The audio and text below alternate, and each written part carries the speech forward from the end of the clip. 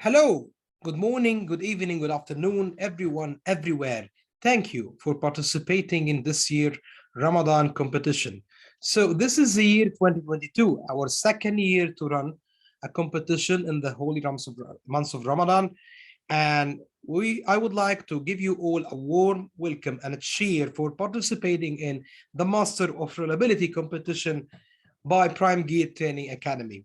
Here in Primegear Training Academy, we are very happy and honored to be able to benefit the community of reliability, condition monitoring, and asset management professionals by setting them in an active competition where they can all participate, learn something new, be able to understand better how things actually work.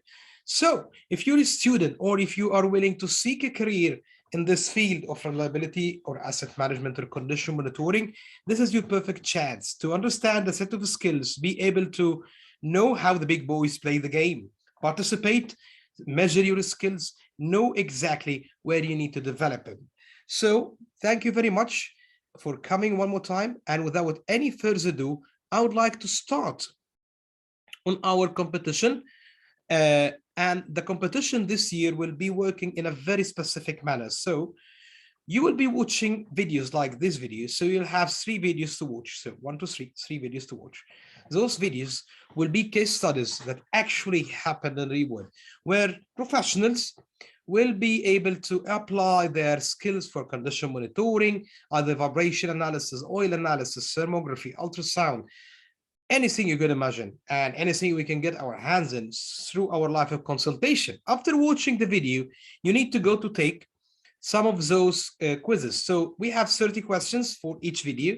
Some of them will be answered inside the video. The others will be on the basic domain of knowledge that we are discussing in this video. So without any further ado, let's start with our competition. I'm very interested to share with you one of the cases that I really enjoyed solving and cracking, and I like to call it the underestimated hole. Okay, what is the underestimated hole?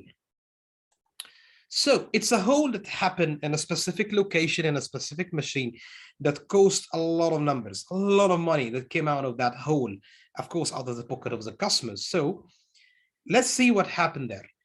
And I teach courses of vibration, about oil analysis, about reliability, thermography, ultrasound, asset management, a lot of them, I have been doing that for the last 15 years in my career.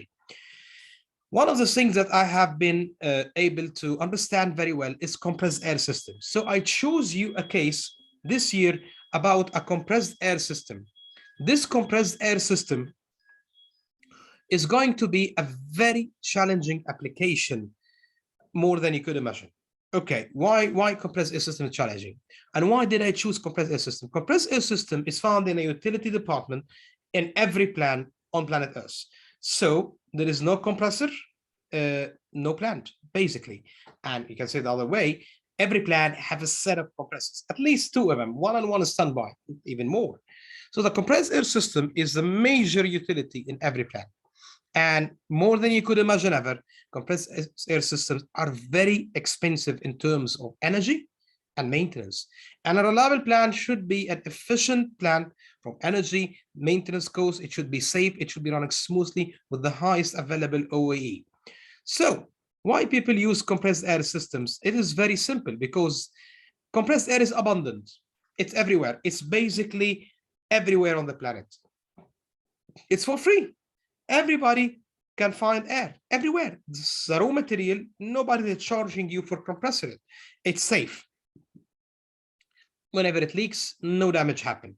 So how actually we are going to use that compressed air? Let's take a deeper look on this image.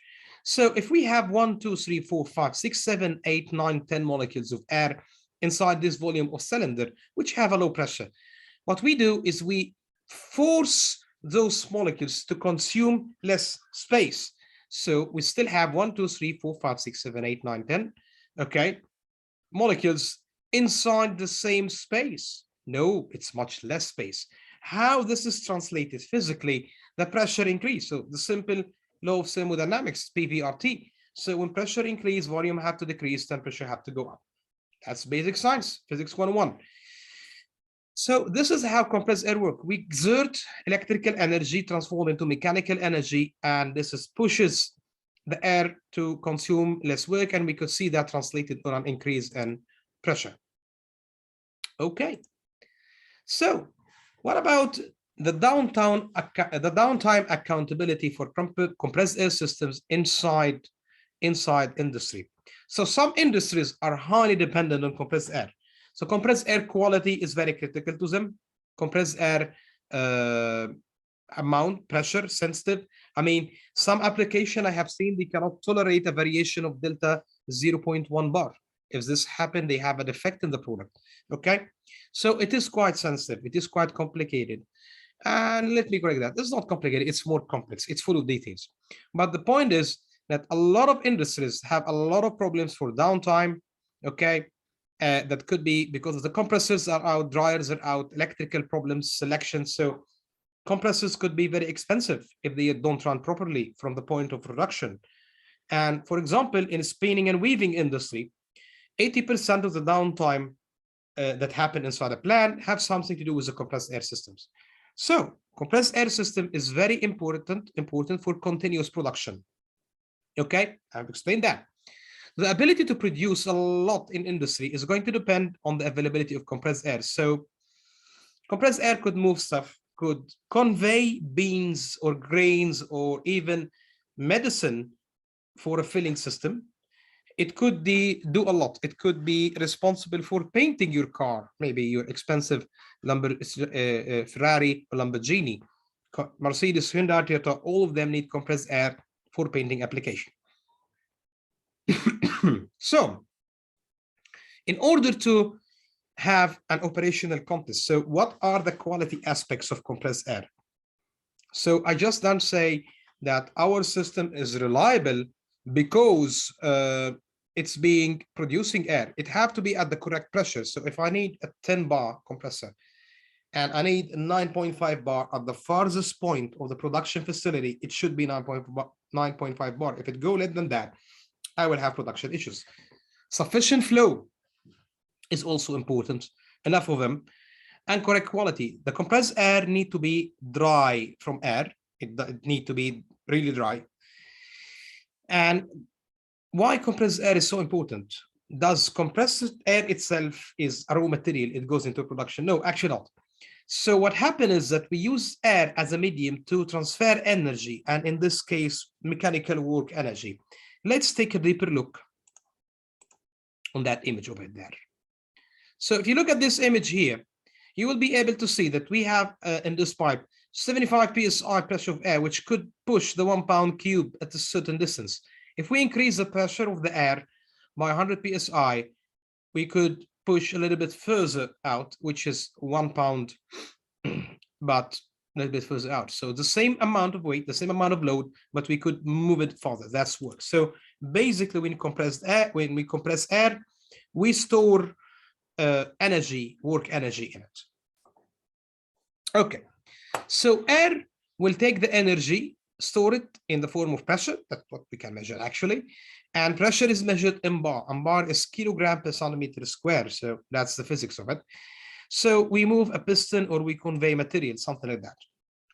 And when people buy compressors, they expect a 24/7 service, 365 days per year. So worry-free, 100% reliable compressed air. Not true. I know a plant that have been buying for the last 5 years, a new compressor or 2 compressors yearly at the end of the year. Until one day, I asked the maintenance manager and the purchasing manager, which is a friend of mine, are you throwing away your old compressors and buying new ones? No, we're just adding new ones. So, okay, did you increase the production capacity? They said, nope, there is nothing such a thing. Okay, then why you need more compressed air? They didn't have an answer. I know the answer. I told them, okay, you guys need to run an ultrasound leakage inspection because I'm sure that you're buying new compressors just to blow air out of the holes in your piping system. Okay, maybe this is a case for another time. But maintenance and asset management. Maintenance is the most controllable expenditure inside your plant. That's a fact that is very well known by many professionals in the industry.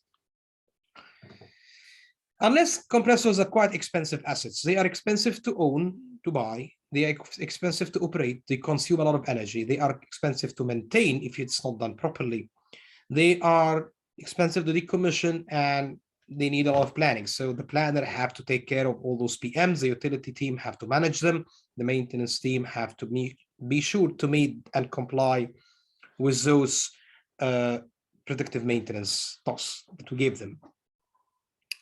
While 95% of the facilities that I have seen around the world in the last 15 years is basically depending on preventive maintenance as a standard maintenance strategy for compressed air. So they basically take the OEM table of maintenance found inside the operational and maintenance manual and just upload that in their CMMS, the computerized maintenance management system. And they just keep changing filters, changing oil, replacing bearings. Regardless, they need that or not. That's very sad. That's a waste of money in the drain. But do they get reliable compressed air after all that? Not really. No, they run in problems, a lot of them. So is the time-based maintenance is the best solution? Okay, we will see about that. That's what we're going to talk about today. The problem is when I ask the people on the maintenance, why are you doing this to your compressors? Why you are insisting on having a scheduled maintenance for your compressors? They don't have an answer. They never learn better because they don't know asset management. They don't know condition monitoring properly. They don't see how those advanced techniques and technologies can benefit them. Well, I'm going to show you now. So for today's case, we have a standard compressed air system that we're going to study. It's compressor number 1, compressor number 2, compressor number 3, compressor number 4. 4 identical 250 kilowatts compressor. Each one have a dryer. The dryer job is to dry out the air from humidity and moisture. And drying out the air of humidity and moisture will be very effective when it comes to maintaining clean air. So, of course, there are a set of filters over there, and those filters will be very important to clean out the air from all the dust and particles in it, while dryers will remove air, and then we store clean air in tanks, and it goes all the way to production. So that's the system, quite straightforward. No real challenges is happening in that system. So,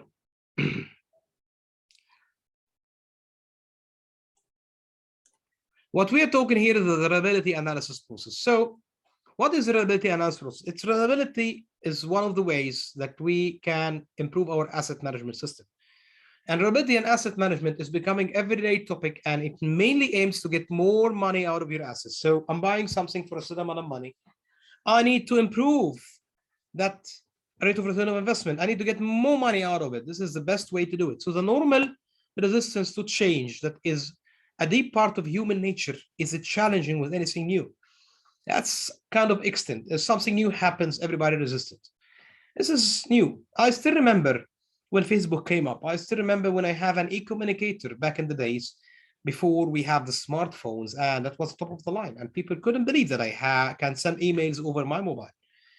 Then the BBM came in, then iPhones, then the Android phones. So what is common in those old changes and upgrades? They are organic.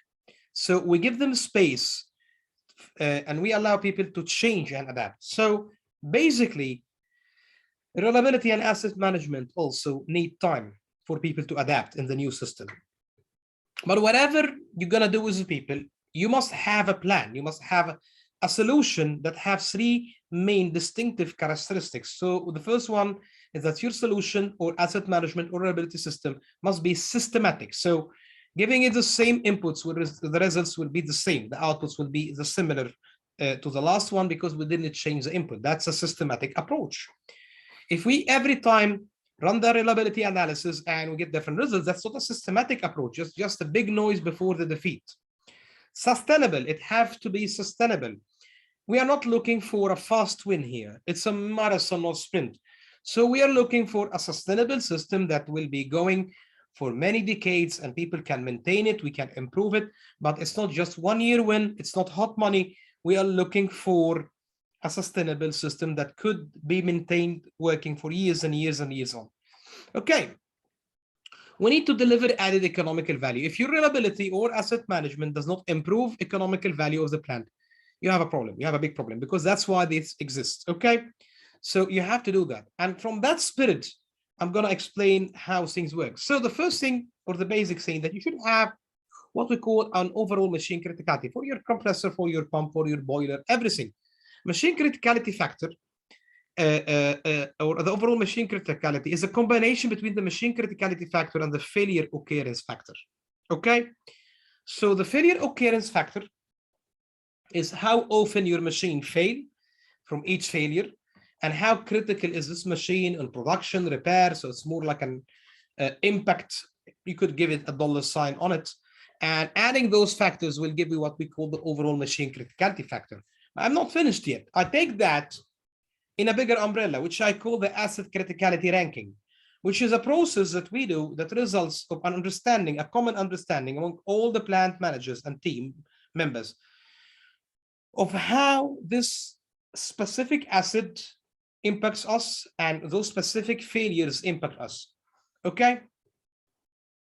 And of course, that's an engineering approach for asset management. But what we need to look at is the business process review.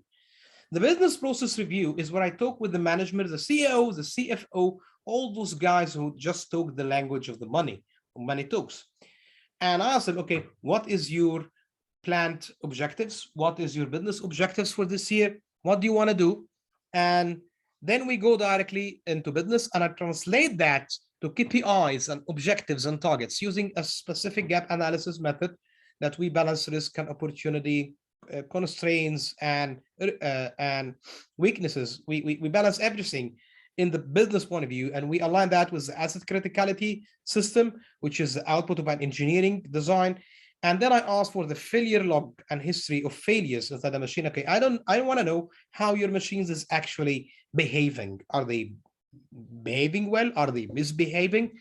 And if you have a log for or a failure tree analysis, or a FMECA, which is a failure mode effect and criticality analysis, I need you to do that and give me that also. If you don't have it, we need to build it up right away. I'm talking about the FTA and the FMECA. The history should be there. We go into a risk-based analysis. Okay, we analyze all those data together. What is the most risky failure on the riskiest assets? And we start getting a priority list up, and we have a budget, we have a saving potential, and this leads down to an asset management strategy. This strategy is mainly like multi-layer strategy. So there is some stuff to be done on the ground floor, on the plant floor, something done in the spare parts store, something done on the lubrication, something done on the operation side, maintenance side, the management side. Everybody have something to do with asset management strategy. It's more like an octopus with 8 legs. Everybody's holding one leg, and you have to keep holding that leg. And there are a very two important consideration that we need everybody, not me as a consultant, everybody that understand the operation and the process, and of course understand the reliability analysis. Okay, because usually reliability people talk, nobody understand. Okay. There is a big umbrella, a big shield here, a pillar, which is called MOC, which is the management of a change. So because of this process, things will change. A lot of things, how we work, how to do things, how we plan things, how we consider things dangerous, that's no longer dangerous or threatening. We need a leader to manage the culture change. And we need to answer the very important question, what's in it for me? So we have to remember that human resources are one of the most valuable assets in a facility or in a company, yet they are the most volatile assets inside the same company. So facts of the case we're going to use. So this plant have this system, and I'm giving you the compressor reliability and the drive. So it should be a good machine having very high reliability. This one is 90% reliable. This one is 95%. So 90% of the time the compressor should be working. 95% of the time that dryer should be working. Regarding the tank, this is a very limited failure mode. It's a very long life asset. It takes like 25 years to corrode, and you don't really have to inspect it every 5 years by NDT methods. So let's focus on the equipment that have mechanical and electrical failures over here. So the plant can run on 3 compressors only out of 4. So they have a 25% redundancy. So 1, 2, 3 could run, 2, 3, 4, or 4, 3, 1, or 1, 2, 4. It depends. Okay, so we have various combination, but we at least need 3 of them up and running to be able to produce without problems. The compressors are oil injected. Okay, good. They are maintainable. They have good maintenance code. The maintenance plan is based on PMs, and the OEM suggested that we do some condition monitoring activity, and vibration analysis was a choice at that time that we need to measure vibration. Okay, let's discuss the most famous KPI in reliability, OEE, overall equipment effectiveness. So OEE is a measurement of how things are happening inside the plant. And usually it's a lagging one, not a leading one. So it measures something that happened in the past. Availability is the operating real time divided by the plant time, the performance of an asset, okay, or the speed or the yield, we can call that. It's called the real speed divided by the plant speed. And of course, the quality is the validity. So let's apply that to our compressed air system. So the availability target was 97% of the year. So basically, we plan that we need 7 days of maintenance. So if you have 365 days, the availability should be some around 6-7 days, something like that. Okay, quality, it should be producing the amount of air with the amount of pressure with the precise amount of dryness inside the air.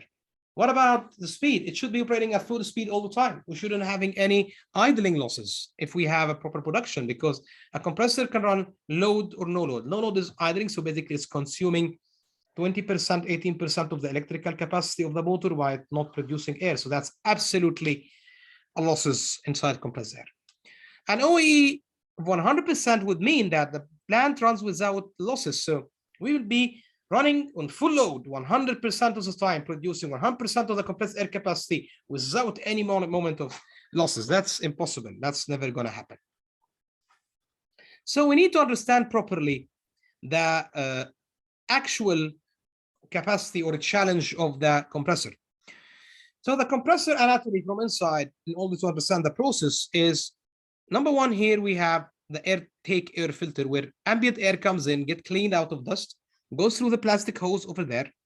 And then we have a regulator that's control the process. So load, no load, it's closed, it's no load, it's open, it's loading. That's number 4, the air end. That's a big picture of the air end over there. That's going to be our case today. And it's called the air end because this is where the normal air ends. It becomes compressed air. So air comes from the top, goes out from the bottom, and it leaves compressed air. Since it's an oil injected machine, we have a pipe here that injects oil all the time inside the air end. Air go all the way to the separator and the minimum pressure non-return valve, which is basically builds up the pressure inside the oil reservoir. And then we go all the way to this pipe to the air cooler down to the dryer to be treated. Let's explain quickly the oil circuit, and I'd like you to pay attention. So we have the oil tank over there. Once the air end starts, the minimum pressure non-return valve is closed, so oil pressure is built up. It travels all the way to the thermostatic valve, which allows the inspection of a quick inspection point for oil. If it's warm enough, it should go to the oil cooler, number 11. If it's not warm enough, it just goes down to the filter over there, number 10. And from the filter, it goes down to the air end. And the cycle goes on and goes on and goes on. Okay, quite simple. Let's take a deeper look inside our air end construction. So this is a basic, what we call male-female 6-loop air end. So that's the male, that's the female. Air comes from the top, oil comes from the side, and it's rotating. The male is driving the female via direct contact, like a worm gear.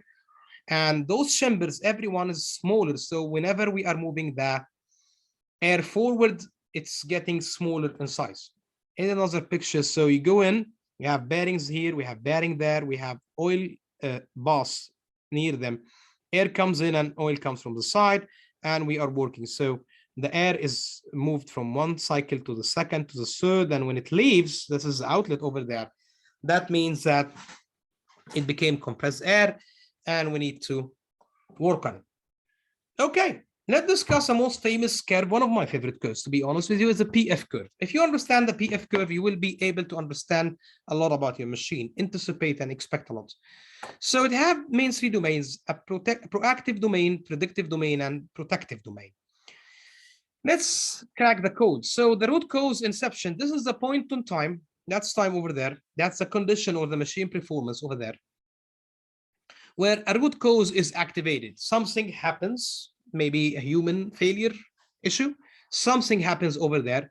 And this something, when it happens, it leads to a failure inception. So a failure mode is actually started, and then we're starting to happen. Weird debris is generated. After a moment, it becomes more visible, so it becomes potential failure, where vibration, maybe ultrasound, and other things start seeing it. Then you have noise, you have heat, where you could see that by thermal camera, or you start having trips on the machine. Then you have functional failure. The machine is not functioning anymore, and all of the time, all of a sudden, you have the drop, and it's a catastrophic failure. A lot of root causes could be here in this R. So it could be contamination, misalignment, unbalance, loose fastens, poor lubrication. And it could have a defined failure symptom that you just need to detect, a weird debris, vibration, noise, whatever. Let's apply that to our compressor. So the same thing. The plan for that air end should have 20,000 working hours. And then at this point of time, where risk and condition will cross each other, we will need to do the overall. Okay. So that's the plan. And we start placing condition monitoring and inspection rounds at points of time, so we are able to see every time something happens. Okay, it seems that we have a rigid plan. Let's move forward. What happened one day, which was exactly the 7th of August, during a PM, okay, and an inspection, they discovered this lovely hole. How you can see the underestimated hole? That's it. Hello, underestimated hole. Okay. So this hole is just after the filter. So air is coming in, going directly to the air end. And we measured the vibration and everything was okay. Perfect. Nothing to happen. So one of the compressors had this problem. And the maintenance team could see it. Yes, they send the reports to the maintenance manager responsible for the utility section. Later, the condition monitoring vibration measurement is going to be repeated due to unreportable audible noise. Okay, all of a sudden people can hear things out of the machine. Okay, it sounds funny. Let's ask those guys to bring in the vibration analyzer and measure again on those bearings. And that was on the 21st of August when the vibration was remeasured. So that's like 16 days later. One of the bearings was discovered to be damaged on the last stage. So, okay, we need to stop the machine, open it, replace the bearings. What happened? So in 16 days, how could this even be possible? Okay, the machine owner was upset and they asked the inspectors to come in to run a root cause analysis. That's when I got involved, to be honest with you. So they asked me, Mina, please come in. You know your things around reliability and root cause analysis and compressors. Could you run this program for us? Yes, absolutely. It seems to be an interesting case. So I asked for exit tests. One of the top of them was oil analysis. And I asked them, did you ever do an oil analysis on that compressors? No. And they have a big exclamation mark drawn on their faces. What the hell we should be doing oil analysis? Okay, you will know in a moment. So I pulled out a sample out of the 4 compressors. And okay, the truth was revealed immediately. Like, it wasn't a long case. It was a short one, a relatively short one. So I seen the oil analysis report. I've seen the vibration spectrums and time signals, which we're going to share with you in the quiz. And I called them, guys, there is somehow dust and dirt have found its way inside the machine. And then a maintenance guy said, okay, I know how. There is a hole in the hose. How did you know that there is dust in it? Okay, simple. 37 ppm of silicon in this 30 milliliters of oil at we only measured 12 milliliters to run this test. Okay, that sounds interesting. And you know what? This could be 4 to 5 times worse actually than that number, because that's the limitation of spectrometry. There wasn't a huge amount of iron, okay, which was a big concern to me. That means that the iron chips is huge. The iron chips is humongous, that we couldn't see them in spectrometry. Yet we can expect the iron particles that to be that very large. The ISO cleanliness code, the ISO 4406, it was 211916, which was a little bit high. Actually, it was 4 times higher than it should be for this machine. Acid number was 2.12 milligrams potassium hydroxide. And of course, the bearing choke pulse method enveloping was showing clear bearing damage in an inner race on one of the bearing. It was a 4-stage damage. And also interesting that the viscosity was 72 while it's originally 68. So, okay, that seems to be rather interesting. So what really happened, the real PF time curve. So the hole happened here. That's our root cause initiator. And there was a period of time that, I don't know exactly, so 16 days, it seems like that. Maybe the hole is older than that. We can't tell, really, we can't tell because we don't have an operation-driven reliability program. So the operator does not run a quick inspection on the machine every day. And if he sees something that shouldn't go like that, he should have stopped this machine and started another one. This didn't happen in our case. So inception happened, a quick deterioration of the bearing, and voila. Before our expected risk climbed up, we had a serious failure coming out. Oh, what happened? What are the losses? You know, after every battle, especially naval battles, they ask for a count on the losses. What did this hit get us? Okay, I'm giving you the damage report. The estimated length of the lifetime of the air end was 20,000 hours. The hole in the hose, underestimated hole, which lead to entry of a big amount of silica particles, okay, was a disaster, which led to three-body abrasive wear, which leads to concentrated loads due to dents, as you can see. Those dents became a spool. This spool became a crack network, which completely cracked the inner race in no time. So the actual losses that was remaining in those bearing life was based on the 7th of August measurement, 16,000 hours. The failure happened after only 432 hours, which means that we lost 68% of the life of the bearing 37 times faster. Ouch.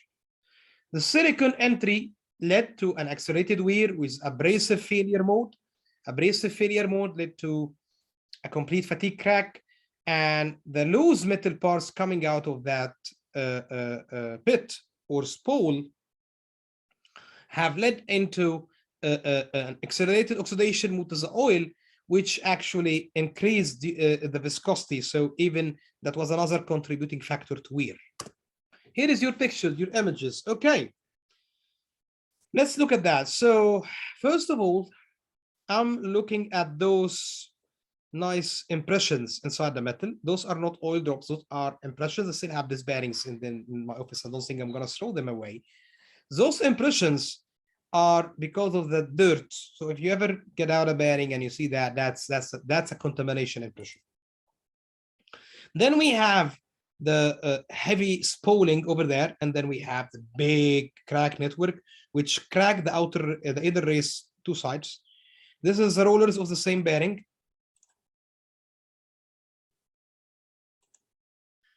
Okay, here you go. As you can see, you see also impressions of the contamination. This was under microscope inspection. We could see clearly those C curves, which is the abrasive wear, the cutting wear, and we could see the fatigue particles also. Okay, from the beginning to the end, the hole was reported, yet nobody acted. They should have stopped the machine, or then they have 25% redundancy and the machine was working. They should have replaced the hole, but nobody did nothing. Why? Because there is no clear FMICA, failure mode effect criticality analysis, or a risk-based number, so it was missed. When we asked the maintenance guys, why didn't you act quickly? So, okay, we have a lot of emails, we have a lot of things to do, and there is no priorities, and we couldn't see the email on time, and the machine failed. Okay, lack of a system of risk-based number, criticality analysis, and FMICA. The silicon entry is very destructive. Silicon is 8 Mohs on hardness scale, while diamond is 10, so it's only 20% less than diamond. Vibration analysis wasn't fast enough for this failure mode, so we need to mitigate the measurement interval, and we need to add particle counts more often to avoid that. So trending according to ISO 4406 and implementing them regularly will help us understand more what's going on and stop particles from killing the bearings again. There must be a complete training done for a culture change and a better understanding for the maintenance team of what's going on. Okay, so that's the end there, guys. And I'd like to thank you for your patience. And I hope it was an entertaining, educating session for you. Okay, Now, all what you need to do is go down in the first comment and click the link for the questions. You have 30 MCQs to go through, answer them. I promise you, you will be very happy with yourselves because the prices on the competition is very interesting. Okay, ISO trainings accredited, you will become a professional, you will be announced the master of reliability by Primegear Training Academy, the first and #1 dedicated training academy in the Middle East for all reliability, asset management, and condition monitoring, science and knowledge, and body of knowledge and domain of knowledge. Okay, this was Mina Solomon on the first session of the first round for Ramadan 2022 competition. Thank you guys. See you and hope you all will be fine and wish you all success in your careers. Bye-bye.